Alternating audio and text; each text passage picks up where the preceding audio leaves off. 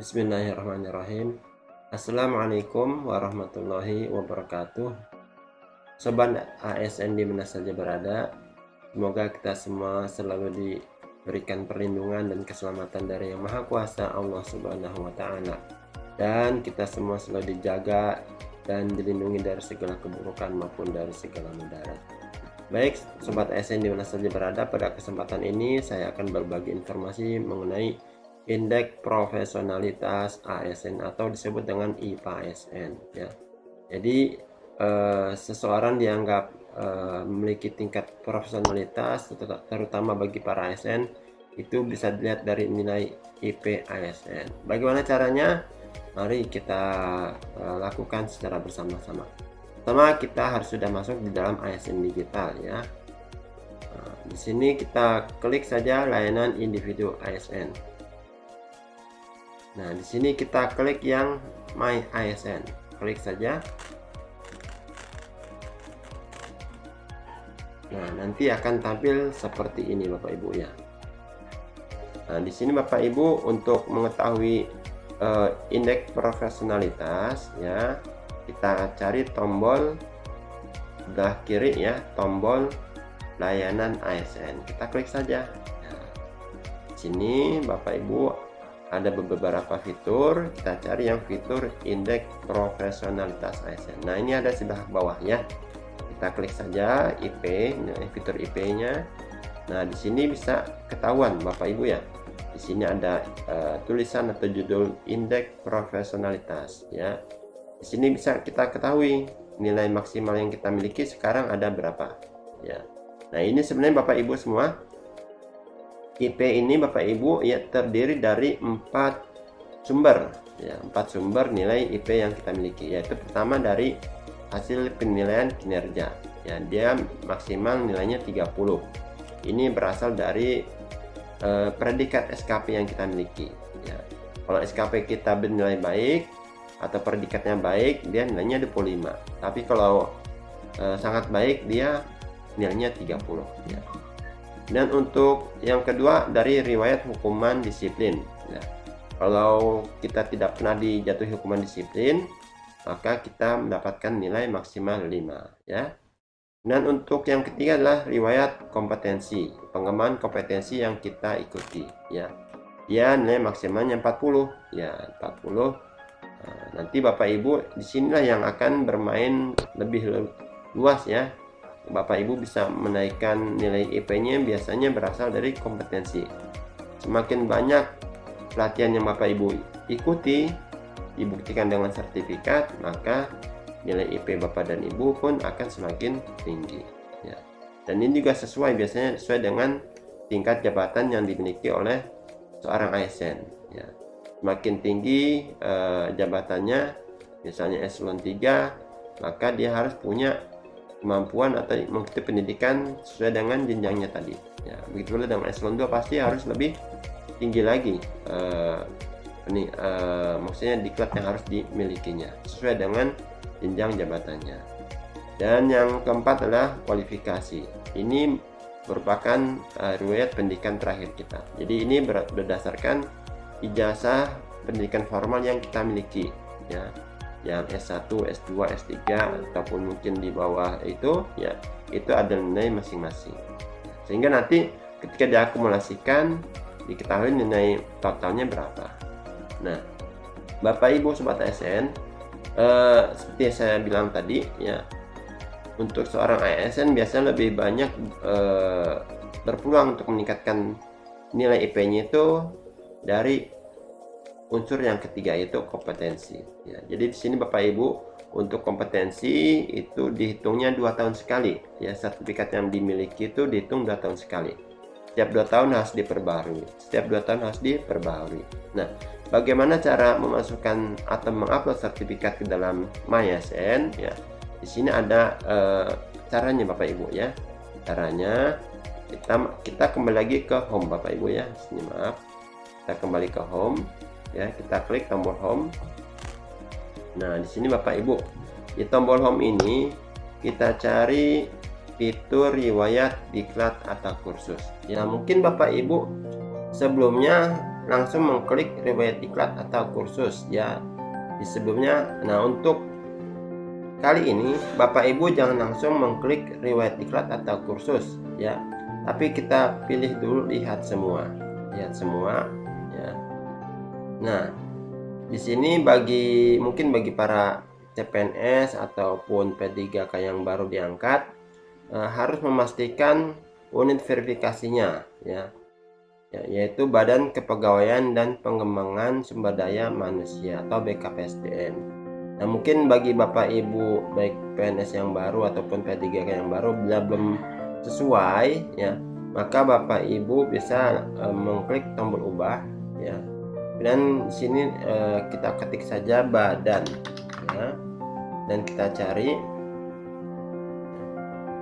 Nah, di sini ada dua pilihan, kita pilih salah satunya ya, boleh ya. Kemudian kita klik tombol simpan dan kita ketik ya. Dan kemudian dianggap sudah berhasil unit verifikator. Baik, ini langkah pertama. Langkah keduanya Bapak Ibu seluruhnya ya. Di sini yang berubah adalah atau berbeda adalah ternyata ada dua pilihan ya. Ada riwayat diklat struktural dan ada riwayat sertifikasi. Nah, ini ada perbedaannya. Bagi Bapak Ibu pejabat struktural yang sudah mengikuti diklat struktural, misalnya diklat P4 atau sekarang disebut PKP, kemudian yang eselon 3-nya pernah mengikuti diklat PIM 3 atau sekarang diubah menjadi PKA, dan eselon 2-nya sudah mengikuti diklat PIM 2 dan sekarang namanya diubah menjadi PKN, silakan untuk mengklik tombol riwayat diklat struktural.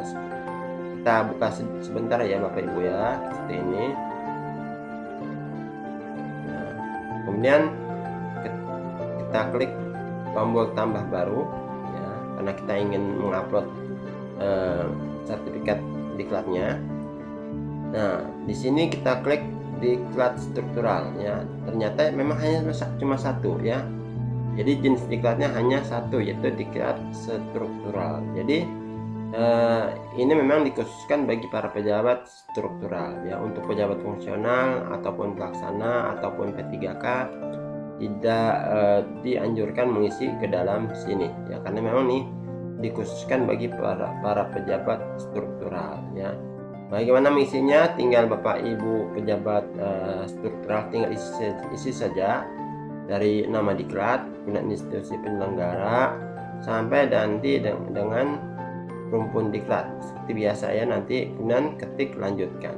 Nah, sehingga nanti akan diminta upload dokumen sertifikat yang dimilikinya itu ya. Karena saya belum punya lagi dokumen sertifikat diklat struktural, maka saya tidak bisa namanya mencontohkan.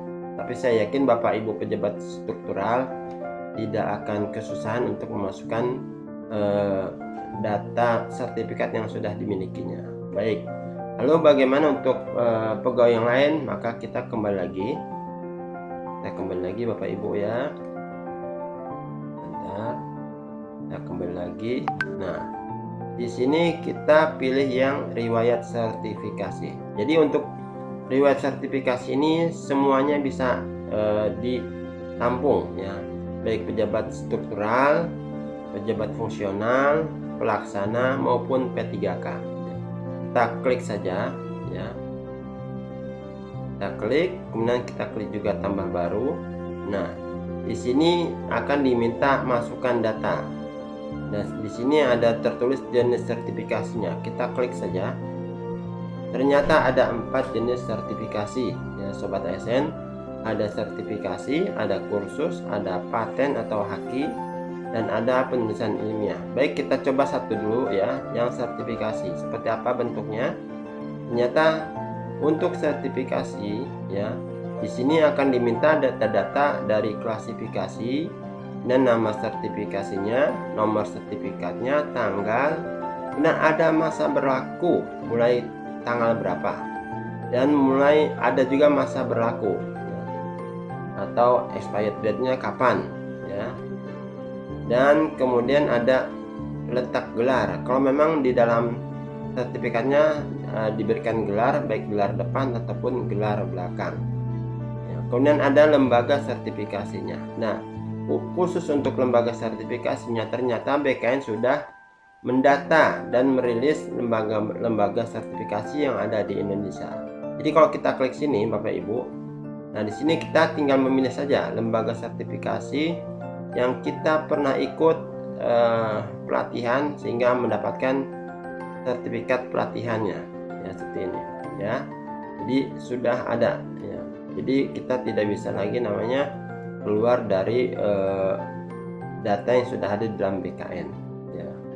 Nah, kemudian untuk letak gelar ya, kemungkinan mungkin ada yang diberikan gelar baik gelar depan ataupun gelar belakang. Misalnya ada gelar depan, maka nanti akan ditanya apa gelarnya. Kalau gelar belakang, maka juga akan tanya apa gelarnya. Seperti itu ya. Contohnya kalau saya boleh lihatkan, saya ngambil contoh dari internet. Jadi seperti ini untuk sertifikat pelatihannya ya, itu sertifikat keahlian, contohnya di jasa konstruksi ya. Di sini terlihat jelas ya, dikeluarkan tanggal 16 Juni misalnya 2014 dan ada masa berlakunya selama 3 tahun. Jadi setelah 3 tahun ini dianggap tidak berlaku lagi, dan ini sesuai dengan permintaan ya dari MyASN. Jadi ini untuk yang jenis sertifikasinya berupa sertifikasi, memang ini diminta yang ada ketentuan masa berlaku mulainya dan masa berlaku selesainya ya.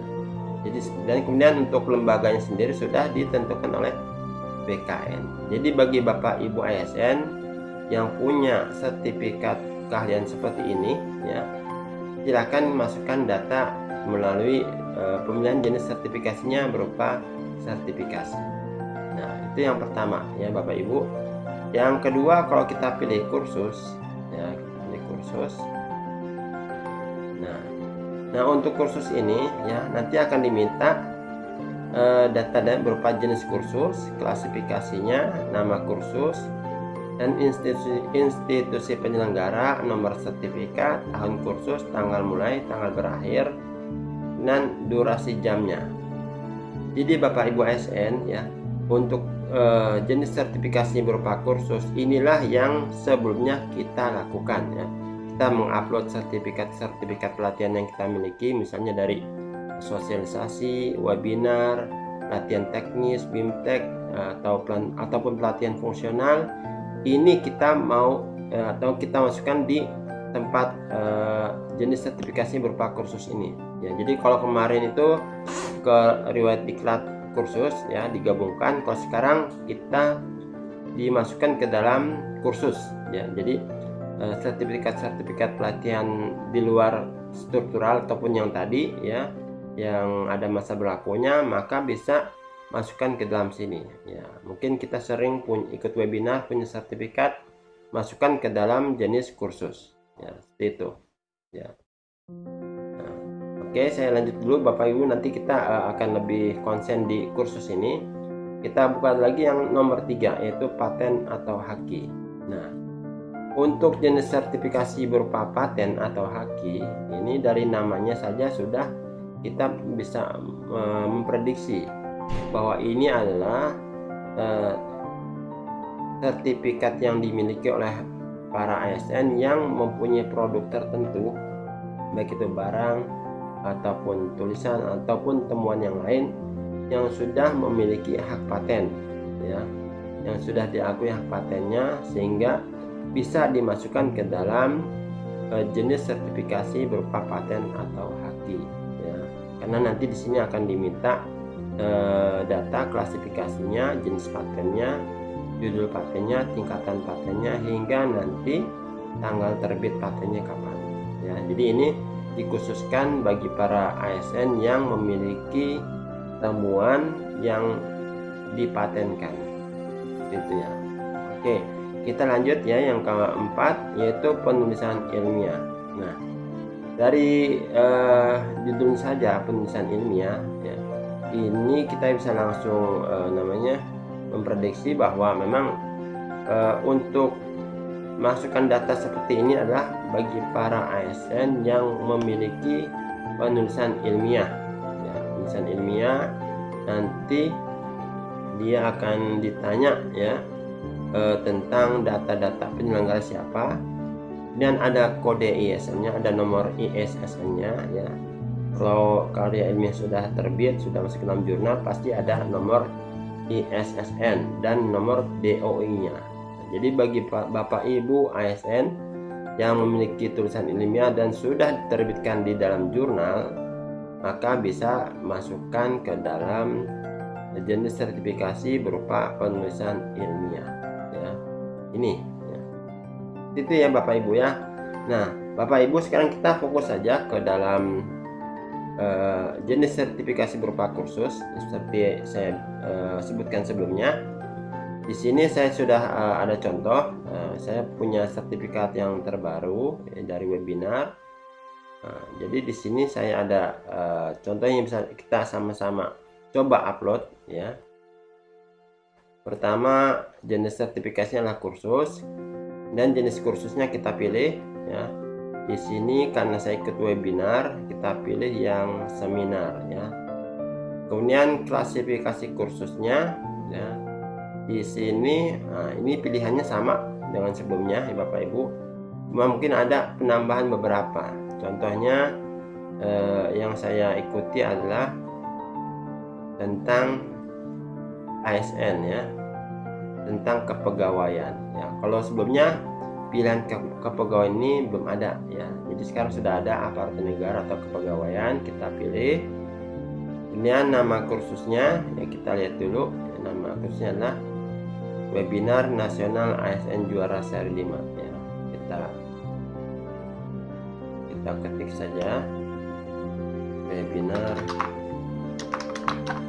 ASN Juara Seri 05, webinar nasional ya. Dan institusi penyelenggaranya adalah APWI Jawa Timur, APWI Provinsi Jawa Timur. APWI itu adalah Asosiasi Profesi Widya Iswara Indonesia. Dan nomor sertifikatnya kita copy saja ya. Copy. Kita tinggal paste di sini. Dan tahun kursusnya adalah tahun 2025. Dan tanggal mulanya tanggal 21 Mei. Kita pilih saja 21 Mei.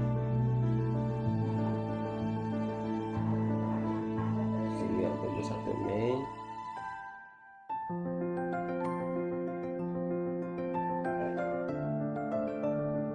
Ya, dan durasi jamnya adalah 3 JP ya, 3 JP. Nah, setelah itu kita klik tombol lanjutkan, ya. Nah, di sini kita diminta untuk mengupload dokumennya ya. Kita klik di sini, kita pilih dokumen. Karena saya sudah siapkan, saya pilih yang ini ya. Nah, ini ya. Ini nanti kalau sudah benar, maka kita ketik atau kita klik saja tombol unggah dokumen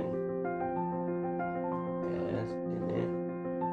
Nah, jika sudah seperti ini Bapak Ibu, kita klik lanjutkan. Nah, ini adalah ringkasannya. Kalau memang sudah benar, kita klik atau centang kotak ini dan kita klik tombol kirim, dan berhasil. Oke Bapak Ibu ya. Nah, kalau kita melihat lagi di historinya ya, kita klik ke tombol home ya. Nah, kita klik lagi riwayat sertifikasinya. Nah, ini dia Bapak Ibu ya, sudah masuk ke dalam catatan My ASN. Jadi demikian Bapak Ibu ASN untuk mengupload sertifikat pelatihan yang kita miliki ya. Nanti dilihat dulu sertifikat yang dimilikinya itu apakah sertifikat diklat struktural atau yang berupa sertifikasi dari lembaga sertifikasi atau pelatihan-pelatihan biasa seperti pelatihan fungsional, fintech, coaching, mentoring, webinar, seminar, sosialisasi dan sebagainya, ataupun mungkin dari haki, dari paten, dan juga mungkin juga berasal dari penulisan karya ilmiah. Demikian Bapak Ibu yang bisa saya sampaikan pada kesempatan kali ini. Semoga bisa bermanfaat buat kemajuan dan pengembangan para ASN di seluruh Indonesia. Saya mohon maaf atas segala kehilapan dan kekurangan dan mengucapkan banyak terima kasih atas perhatian. Wabillahi taufiq wal hidayah. Wassalamualaikum warahmatullahi wabarakatuh.